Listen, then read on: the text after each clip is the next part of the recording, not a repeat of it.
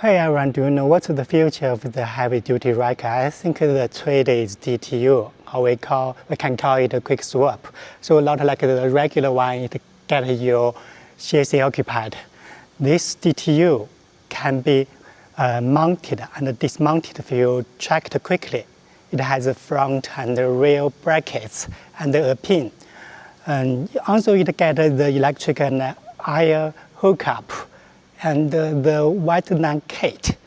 So it's very easy to mount and dismount.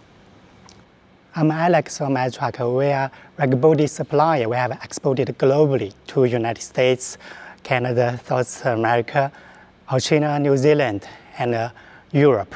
So for more information, please contact me. For more updates on rack bodies, please follow me. Thank you.